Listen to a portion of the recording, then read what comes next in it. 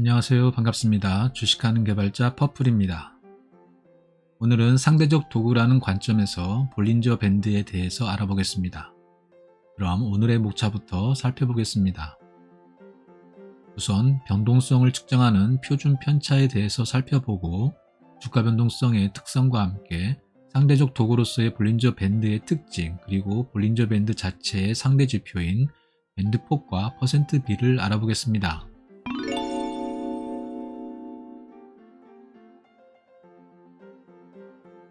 표준 편차와 함께 같이 많이 나오는 수식에는 평균과 분산이 있습니다. 평균은 자료의 중간값을 나타내는 말로 전체 자료의 합을 자료의 개수로 나눈 것입니다. 일상적으로 평균값은 그룹 내에서 특정 자료값의 상대적인 높고 낮음을 판단할 때 많이 사용합니다. 분산은 편차의 제곱의 합을 의미합니다. 편차는 기본 데이터가 평균으로부터 얼마나 떨어져 있는지를 나타내는 값입니다. 분산은 수치가 너무 크기 때문에 제곱근으로 적당하게 줄여 사용하는데 이를 표준 편차라 합니다. 즉 표준 편차는 분산의 양의 제곱근, 즉 분산의 루트를 씌운 값으로 정의됩니다. 표준 편차가 작을수록 평균값에서 별량들의 거리가 가깝습니다. 표준 편차가 클수록 평균값에서 별량들의 거리가 멀어집니다. 이것은 표준 편차가 크면 수치들이 평균에서 좀 더 떨어진 곳에 많이 분포한다는 의미이고 표준 편차가 작으면 수치들이 대체로 평균 근처에 많이 분포한다는 의미입니다. 주식에서는 종가의 표준 편차를 특별히 변동성이라 칭하기도 합니다. 주가가 평균에서 멀리 떨어진 경우, 즉 표준 편차가 큰 경우는 주가의 변동성이 크다는 의미이고 주가가 평균 부근에서 움직이는 경우, 즉 표준 편차가 작은 경우는 변동성이 작다는 의미가 됩니다. 2013년 자본시장연구원의 보고서 한국 주식시장 변동성 평가와 시사점에서 변동성을 다음과 같이 구분하고 있습니다. 변동성은 본질적 변동성과 일시적 변동성으로 구분해서 파악할 수 있습니다. 본질적 변동성은 자산가치의 예측하지 못한 변화에 의해 발생하는 변동성으로 경영자 역량, 보유 자원, 기술력, 제품 수요, 경쟁 강도, 규제 환경, 이자율 등 자산가치에 영향을 미치는 요인의 예상치 못한 변화가 변동성의 원천입니다. 일시적 변동성은 무정보 거래 또는 자분 거래에 의해 나타나는 변동성으로 거래 수요, 즉 거래 활동에 의해 가격이 본질 가치를 벗어났다가 곧 본질 가치로 회복되는 과정에서 나타나는 일시적인 가격 변화가 변동성의 원천입니다. 이와 같이 변동성을 본질적 변동성과 일시적 변동성으로 구분해서 생각한다면 자산 가격의 높은 변동성이 반드시 시장이 비효율적임을 의미하는 것은 아닙니다. 본질적 변동성은 자산 가치와 관련된 정보가 가격에 반영되는 과정에서 나타나는 변동성이므로 가격 발견의 핵심 요소입니다. 1. 변동성 비대칭.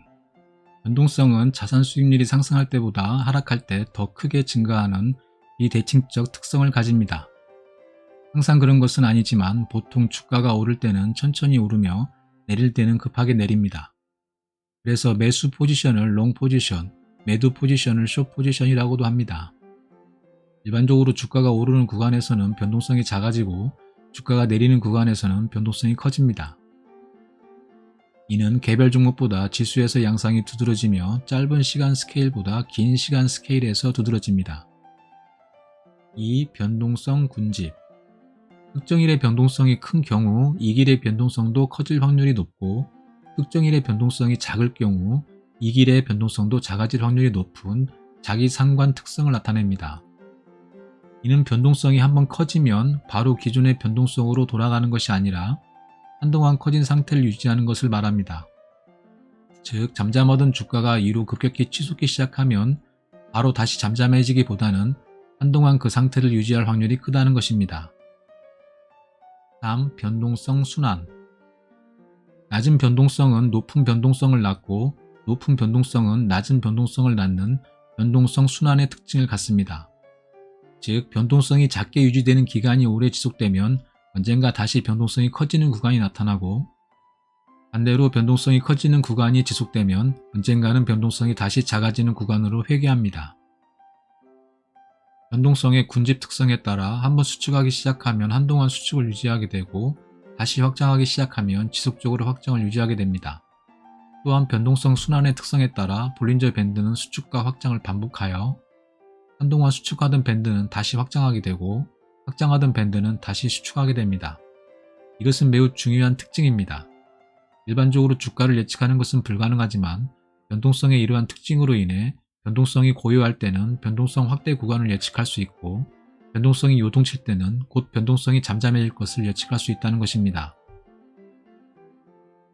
볼린저 밴드에서 직접 도출할 수 있는 지표가 두 가지 있습니다. 바로 밴드폭과 %B입니다. 이 두 지표는 상대적 지표로 서로 다른 종목과 시장 간의 상대적인 비교를 가능하게 합니다.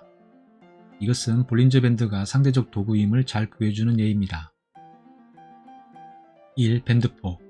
볼린저 밴드의 상단에서 하단까지의 너비를 의미합니다.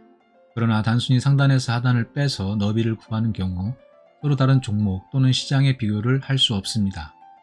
그래서 상단에서 하단을 뺀 후 중심선으로 나누어서 표준화하면 상대적 지표로 다른 종목과 시장을 서로 비교 분석할 수 있습니다.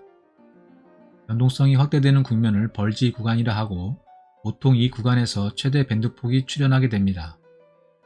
변동성이 수축되는 국면을 스퀴즈 구간이라 하고 보통 이 구간에서 최소 밴드폭이 출현하게 됩니다. 최소 밴드폭은 추세의 시작과 관련이 깊고 최대 밴드폭은 추세의 반전과 관련이 깊은 특징이 있습니다. 이것은 트레이딩에서 아주 중요한 정보를 제공하는 것입니다. 멀지 상태가 일정 구간 유지되다가 특정 기간 동안의 최대 밴드폭에 도달한 후 밴드폭이 축소되고 스퀴즈 상태가 일정 구간 유지되다가 특정 기간 동안의 최소 밴드폭에 도달한 후 밴드폭이 확대되는 특징이 있습니다. 2. %B.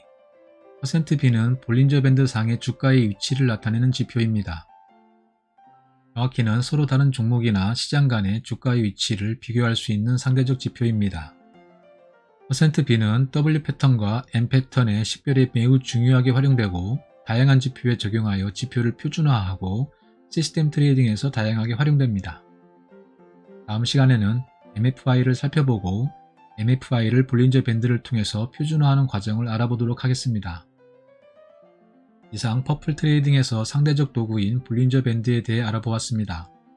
더 나은 콘텐츠 제작에 여러분의 구독과 좋아요는 큰 힘이 됩니다. 영상 끝까지 시청해주신 여러분께 다시 한번 감사드립니다.